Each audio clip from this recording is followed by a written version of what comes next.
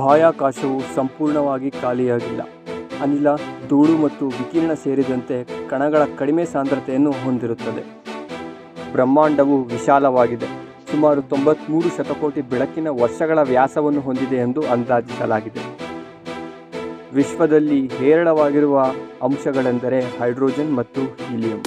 ಕಪ್ಪು ಕುಳಿಗಳು ಸ್ಥಳಾವಕಾಶದ ಭಾಗವಾಗಿದ್ದು, ಗುರುತ್ವಾಕರ್ಷಣೆಯು ಪ್ರಬಲವಾಗಿದ್ದು ಬೆಳಕು ಸಹ ಅದರಿಂದ ತಪ್ಪಿಸಿಕೊಳ್ಳಲು ಸಾಧ್ಯವಿಲ್ಲ. ಶಿರಪಥ ನಮ್ಮ ನಕ್ಷತ್ರಪುಂಜ ನಮ್ಮ ಸೂರ್ಯ ಸೇರಿದಂತೆ ಶತಕೋಟಿ ನಕ್ಷತ್ರಗಳನ್ನು ಒಳಗೊಂಡಿದೆ.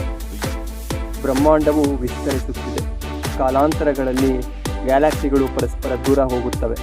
ಬಾಹ್ಯಾಕಾಶ ಪ್ರಮಾಣವು ಗಗನಯಾತ್ರಿಗಳನ್ನು ಸೂಕ್ಷ್ಮ ಗುರುತ್ವಾಕರ್ಷಣೆ, ವಿಕಿರಣ ಮತ್ತು ಪ್ರತ್ಯೇಕತೆ ಸೇರಿದಂತೆ ವಿವಿಧ ಸವಾಲುಗಳಿಗೆ ಒಡ್ಡುತ್ತದೆ.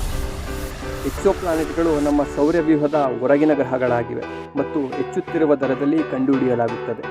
ಬಿಗ್ ಬ್ಯಾಂಗ್ ಸಿದ್ಧಾಂತವು ಗಮನಿಸಬಹುದಾದ ಬ್ರಹ್ಮಾಂಡದ ಆರಂಭಿಕ ಅವಧಿಗಳಿಗೆ ಚಾಲ್ತಿಯಲ್ಲಿರುವ ವಿಶ್ವ ವಿಜ್ಞಾನದ ಮಾದರಿಯಾಗಿದೆ.